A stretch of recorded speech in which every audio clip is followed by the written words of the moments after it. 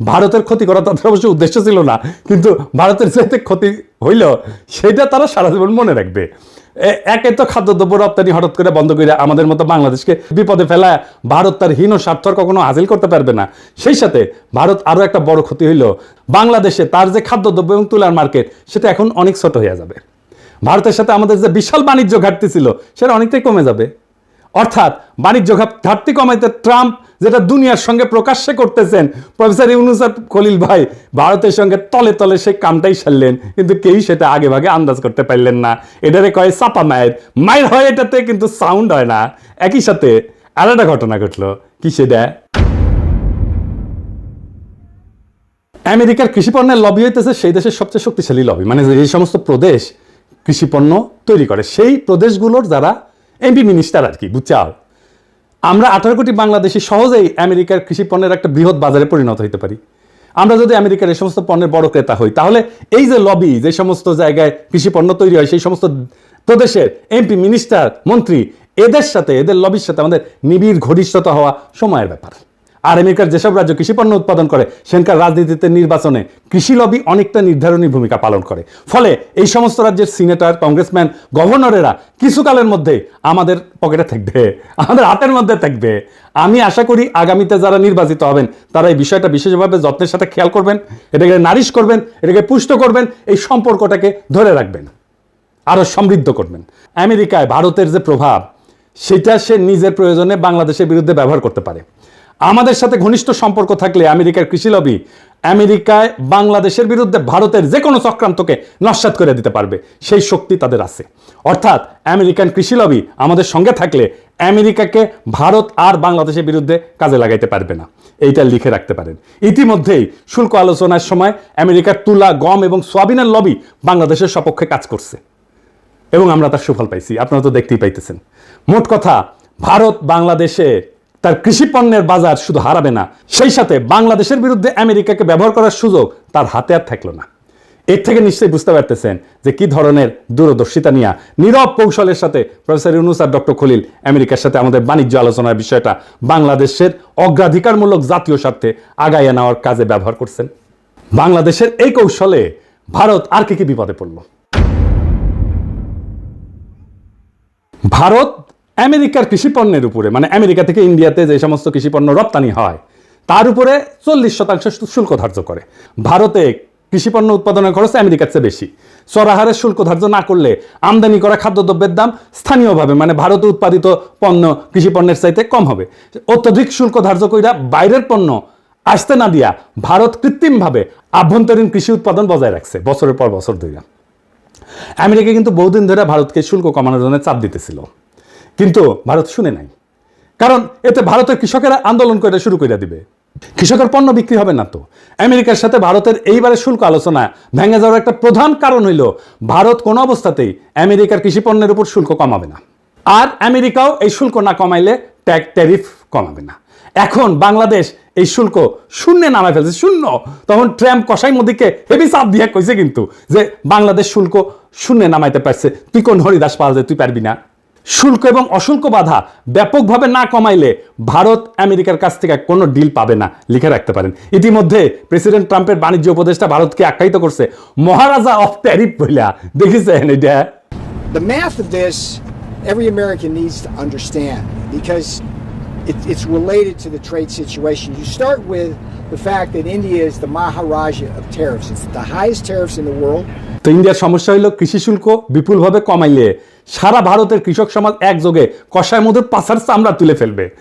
বুঝা দেখেন কষাই মধু কি একটা পেজগির মধ্যে পড়িচ্ছে। ও কৃষি শুল্ক না কমাইলে ট্রাম্প $5 দিবে, ভারতের উপরে অলরেডি 25%-এর উপর আরো 25%, মোট 50% শুল্ক ধার্য কইরা ট্রাম্প ডলা দেওয়ার কাম শুরু করে দিছে।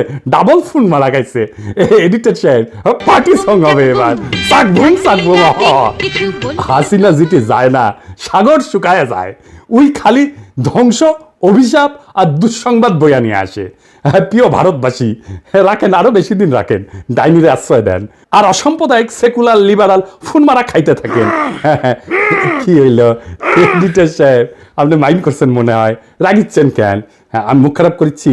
আমি কথা কইনি তো, আমি ফোন মারার কথা কইছি। হ্যাঁ, ডাবল ফোন মারা মানে ইনকে করে ডাবল ফোন মারা খাবি। আর আমরা গান গামু, ওই যখন ডাবল ফোন মারা খাবি না তখন আমরা গান গামু, তোমার কোন কোন জায়গায় ব্যথা গো বাল্য ললিতা। আবার অন্যদিকে ভারতের কৃষকেরা হাতে মুগুর নিয়ে অপেক্ষা করতেছে, কসাই মোদী কৃষি শুল্ক কমাইলে মুগুরের বাড়ি একটা মাটির পড়বি না। ইন্ডিয়ার কৃষকরা কিন্তু বেশিরভাগই শিকড়ে কিন্তু তলোয়ার নিয়ে চলে, বেশি তেরিবেরি করলে কল্যাণ নামে দিবি একেবারে। আমেরিকার সাথে বাণিজ্য শুল্কের বিষয়ে বাংলাদেশ যে কি পদক্ষেপ নিতে যাচ্ছে এবং ভারতের জন্য সেটা যে কি ক্ষতির কারণ হইতে পারে, এই বিষয়টা কিন্তু ভারত মার্চ মাসের মধ্যে টের পেয়েছিল। তখন থেকেই তারা এই ডক্টর খলিলের বিরুদ্ধে ক্রমাগত অপপ্রচার চালানো শুরু করছে, তাকে খেতাব দিছে ডেঞ্জারাস ম্যান হিসেবে। সে তো অবশ্যই ডেঞ্জারাস ম্যান, ইন্ডিয়ার জন্য অবশ্যই সে ডেঞ্জারাস ম্যান। তার বিরুদ্ধে ভারতের মিডিয়ায় যে জঘন্য অপপ্রচার করছে সেটা পুনঃপ্রচার করছে বাংলাদেশের কতিপয় জঘন্য ভারতীয় এজেন্ট এবং বাংলাদেশের কিছু মিডিয়া। এই সমস্ত মিডিয়াকে আমরা চিনে রাখছি, এই সমস্ত মিডিয়ার পাছার চামড়া আমরা তুলে দেব, মাইন্ড ইট। এর মধ্যে প্রধান হইতেছে ওয়াকারের পথ বালক, সে আমাদের বাণিজ্য ডিল যেন না হয় সেজন্য নন ডিসক্লোজার এগ্রিমেন্ট এটা ফাঁস করে দিল। একটা জিনিস মাথায় রাখবেন, অ্যান্টি হাসিনা মানে কিন্তু অ্যান্টি ফ্যাসিস্ট না, অ্যান্টি ইন্ডিয়া না। ওয়াকারের পথ বালক হাসিনার শাসনের বিরুদ্ধে ছিল মানে সে ইন্ডিয়ার আধিপত্যবাদের বিরুদ্ধে না। ও যা যা করছে বা করতেছে সবকিছু এখন ইন্ডিয়ার পক্ষে যাইতেছে। আমি আপনাকে একটা সিম্পল একটা এক্সারসাইজ দিই। হ্যাঁ, ধরেন আগামী বাংলাদেশ কেমন হবে সেটা আমাকে যদি লিখতে বলেন, আমি লিখলাম। ধরেন কি লিখবো সেটা আপনারা বুঝতে পারেন না, বাংলাদেশের সকল প্রগতিশীল 2-3% লোক ছাড়া সবাই সেটা মাইনে নেবে, গ্যারান্টি দিলাম। কারণ আমি কি রাষ্ট্র চাই সেটা আমার 1000-এর বেশি ভিডিও আছে, 20টার বেশি বই আছে, এটা তার নিশানা আছে। আর ওয়াকারের পথ বালক যে রাষ্ট্র বানাবে ওরে প্রস্তাব করতে পারলেন সেই রাষ্ট্রে বাংলাদেশের সাধারণ মুসলমান থাকতে পারবে কিনা ইমান আকিদা নিয়া। যদি পারে আমি আমার কান কেটে কুত্তা দিয়ে খাওয়াবো। ও কি লিখছে রাষ্ট্র সম্পর্কে, রাষ্ট্র ধারণা সম্পর্কে, ওর ইডিওলজি সম্পর্কে সব লেখা আছে, চাই দরকার হলে দেখাই দেবো। ও কেমন রাষ্ট্র চায় সে সেটা নানা সময় বলছে, আমি আর বিস্তারিত গেলাম না। ওরে বাংলাদেশে স্পেস দেবেন না, ওরা সবসময় দাবরানির উপরে রাখবেন। ও বাংলাদেশের শত্রু, ও ইন্ডিয়ার একটা এজেন্ট, ও এটা ওয়াকারের পথ বালক। আপনি নিশ্চয়ই লক্ষ্য করছেন খলিল ভাই সমস্ত অপপ্রচারে পাত্তাই দেন নাই, উনি ঠান্ডা মাথার মানুষ, অবিচলভাবে তার কাজ চালাই গেছেন। আমি সবসময় দেখছি উনি কথা কম কাজ বেশি, এটাই হইলো তার কাজের ধরন। প্রফেসর ইউনূস কিন্তু পুরা সময়টাই খলিল ভাইয়ের উপরে তার আস্থা অক্ষুণ্ণ রাখছেন, আমরা খেয়াল করছি। কারণ তিনি জানতেন যে এই আলোচনা অত্যন্ত কঠিন এবং জটিল। এই সমস্ত বিষয়ে সফল নেগোসিয়েশন চালানোর জন্য এমন একজনের প্রয়োজন যিনি একই সঙ্গে আন্তর্জাতিক বাণিজ্য আলোচনা, অশুল্ক বাধা, কূটনীতি, জাতীয় নিরাপত্তার বিষয়ে যথেষ্ট জ্ঞানী এবং অভিজ্ঞ। প্রফেসর ইউনূস ন্যাচারালি এই গুণগুলি পাইছিলেন একমাত্র ডক্টর খলিলের মধ্যে। কেন পাইছিলেন জানেন? আমি আগে বলছিলাম, আসেন আবার একটু দেখি। খলিল ভাই জাতিসংঘের বাণিজ্য এবং অর্থনৈতিক সংস্থা আংটাডের উচ্চ পদে দায়িত্ব পালন করছেন দীর্ঘ 25 বছর। অর্জন করছেন বাণিজ্য এবং বাণিজ্য আলোচনার গভীর জ্ঞান, বিস্তৃত অভিজ্ঞতা। 2001 সালে অনুষ্ঠিত জাতিসংঘের স্বল্পোন্নত দেশ সংক্রান্ত সম্মেলনের প্রোগ্রাম অফ অ্যাকশন রচনার দায়িত্ব পড়ে উনার হাতে। এই প্রোগ্রাম অফ অ্যাকশনের একটা বড় অর্জন ছিল স্বল্পোন্নত দেশগুলোর পণ্যসমূহকে ইউরোপিয়ান ইউনিয়ন কর্তৃক শুল্ক কোটাবিহীন অর্থাৎ duty free, quota free access দেওয়া, প্রবেশাধিকার দেওয়া। এভরিথিং বাট আর্মস এই নামের এই উদ্যোগের প্রধান প্রণয়নকারী ছিল এই আমাদের খলিল ভাই। এই যে গার্মেন্টস আসতেছে বিনা শুল্কে ইউরোপে, সেটা খলিল ভাইয়ের কারণে। ইউরোপিয়ান কমিশনের সাথে এই বিষয়ে তাকে মাসের পর মাস আলোচনা চালাইতে হয়েছিল। আমি গত বছর যখন তার প্রথম ইন্টারভিউটা করি তখন বলছিলাম যে তার এই অবদানের কারণে আজ বাংলাদেশে পোশাক শিল্প বিশালতা অর্জন করছে এবং আমাদের গার্মেন্টস শিল্পের একটা বড় ঋণ আছে তার কাছে। আর এই গার্মেন্টস মালিকদের অনেক পত্রিকায় খলিল ভাইয়ের পিছে লাগছিল। ওই যে কথা আছে না, বাঙ্গু যে উপকার করে তার পিছে সে লাগে। আর আজ 2 যুগ পরে খলিল ভাই আমেরিকার সাথে সফলভাবে শুল্ক আলোচনা করে গার্মেন্টস শিল্পকে রক্ষা করলেন। তিনি কিন্তু আজ পর্যন্ত এর জন্য কোনো ধরনের আত্মপ্রচার করেন নাই, ক্রেডিট চান নাই, নেনও নাই। এইবার অশুল্ক বাধার বিষয় আসি। আংটাড, বিশ্বব্যাংক, বিশ্ব বাণিজ্য সংস্থা, IMF, ইন্টারন্যাশনাল ট্রেড সেন্টার এই সমস্ত প্রতিষ্ঠানের সমন্বয়ে গঠিত জাতিসংঘ সিস্টেমের অশুল্ক বাধা সংক্রান্ত ইন্টার এজেন্সি গ্রুপের চেয়ারপারসন ছিলেন এই ডক্টর খলিল। চেয়ারপারসন, জি। অশুল্ক বাধা বিষয়ে বিপুল জ্ঞান এবং অভিজ্ঞতা না থাকলে বিশ্বব্যাংক, বিশ্ব বাণিজ্য সংস্থা অথবা IMF কি তাকে ওই গ্রুপের চেয়ারপারসন হিসেবে মাইনে নিত? বাংলাদেশের আর কেউ কি এই পজিশনে কাজ করছে কোনোদিন? আমি সম্পূর্ণ নিশ্চিত আপনারা আর একজনকেও বাড়তি দিয়ে খুঁজে পাবেন না। কূটনীতি এবং জাতীয় নিরাপত্তার বিষয়ে খলিল ভাইয়ের দক্ষতা এবং পারঙ্গমতা তো আমরা আমেরিকার সাথে সফল বাণিজ্য আলোচনাতেই দেখলাম, আপনারাও দেখছেন। এ বিষয়ে আমার বাড়তি কিছু বলার নাই। তিনি আলোচনার শেষে একটা ইন্টারভিউ দিছিলেন 15 মিনিটের। এই ইন্টারভিউতে তিনি যে সহজ সুন্দরভাবে একটা অত্যন্ত কঠিন জটিল বিষয়কে বর্ণনা করছেন, সেটা সকলের শোনা উচিত। এটার লিঙ্ক আমি ডেসক্রিপশন বক্সে দিয়ে দিতেছি, আপনারা সকলে শুনবেন এবং অনেক বিষয় চালাইয়া বুঝতে পারবেন।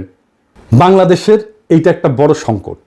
বাংলাদেশের সত্যিকার অর্থে যারা দক্ষ মানুষ, বাংলাদেশে যারা সত্যিকার অর্থে আন্তর্জাতিক মানের প্রফেশনাল, বাংলাদেশের সত্যিকার অর্থে যারা আন্তর্জাতিক মানের ইন্টেলেকচুয়াল ক্যাপাসিটি আছে যাদের, প্রফেশনাল ক্যাপাসিটি আছে যাদের, তাদেরকেই বাংলাদেশে যথেচ্ছ অপমান করাটাই হইতেছে এক শ্রেণীর বাঙ্গু এলিটদের সবসময়ের কাজ। এবার আর একটা বিষয় আসি।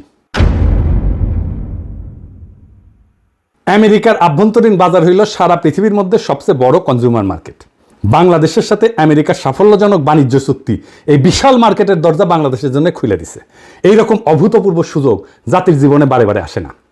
এখন আমাদের সকলের উচিত সমবেতভাবে এই সুযোগকে সম্পূর্ণভাবে কাজে লাগায় বাংলাদেশকে দক্ষিণ এশিয়ার সবচেয়ে শক্তিশালী অর্থনীতি হিসেবে দ্রুত রূপান্তরিত করা। কি পরিমাণে চাকরি তৈরি হবে কল্পনাও করতে পারতেছেন না। আমি বিশ্বাস করি আগামী 5 বছরের মধ্যেই এই কাজটা করা সম্ভব। বাংলাদেশ দক্ষিণ এশিয়ার সবচেয়ে শক্তিশালী অর্থনীতি হিসেবে দাঁড়ায় যাবে। আগামী 5 বছর লিখে রাখতে পারেন, যদি আমাদের মাথা ঠিক থাকে আর যদি ওয়াকারের পথ বালকেরা বেশি লাফালাফি না করে। আগামী নির্বাচনে অংশগ্রহণকারী সকল দলকে আমি আহ্বান জানাই যে তারা যেন এই বিষয়টা তাদের নির্বাচনী ম্যানিফেস্টোতে গুরুত্বের সাথে উল্লেখ করেন এবং এই উদ্দেশ্য অর্জনে কী কী পদক্ষেপ নেবেন তা বিস্তারিতভাবে বর্ণনা করেন। আমি আশা করি নির্বাচনের আগে এই বিষয়ে অন্তর্বর্তীকালীন সরকার যে সমস্ত পদক্ষেপের সূচনা করবেন তার প্রতি সকল মহলই পূর্ণ ও সক্রিয় সমর্থন দেবেন। সবশেষে একটা কথা না বললেই না, আমেরিকার সাথে বাণিজ্য আলোচনার এই দ্বিতীয় রাউন্ডের আগে খলিল ভাইয়ের বড় ভাই অসুস্থ হয়ে ঢাকার এভার কেয়ার হসপিটালে ভর্তি হন এবং তাকে লাইফ সাপোর্টে রাখা হয়। আমরা জানলাম, খলিল ভাইকে জানানো হলো এবং খলিল ভাই দ্রুত ওয়াশিংটন থেকে ঢাকায় আসেন ভাইয়ের পাশে দাঁড়ানোর জন্যে। এইরকম একটা অবস্থায় আলোচনার দ্বিতীয় রাউন্ড শুরু হয়। ওয়াশিংটনে দিনের বেলায়, বাংলাদেশ সারা রাত ধইরা খলিল ভাই অনলাইনে ওই মিটিংয়ে পার্টিসিপেট করতেন। একদিকে হাসপাতালে মৃত্যু পথযাত্রী বড় ভাই, অন্যদিকে 3টা-4টা রাত পর্যন্ত জায়গা খলিল ভাই নেগোসিয়েশন পরিচালনা করেন। কি অবস্থা দেখেন। আর এই খলিল ভাইকে নিয়ে কি করছে এই হারামজাদাগুলো সারা বাংলাদেশে। এই ফ্রেমওয়ার্ক এগ্রিমেন্টের 90 ভাগের উপরে ঐক্যমত হয় এই রাউন্ডেই। এই ধরনের গভীর কর্তব্যনিষ্ঠা, খাঁটি দেশপ্রেম আমি খুব একটা দেখি নাই। খলিল ভাই বড় ভাই পৃথিবীর মায়া ত্যাগ কইরা মহান আল্লাহ তাআলার কাছে ফিরে গেছেন এবং ভাবি, যিনি আমারও ভাই এবং ভাবি, ওনাদের জন্যে মহান আল্লাহ তাআলার কাছে দোয়া করবেন। এই পুরো ঘটনার ভিতর দিয়ে আমরা কি শিক্ষা পাইলাম?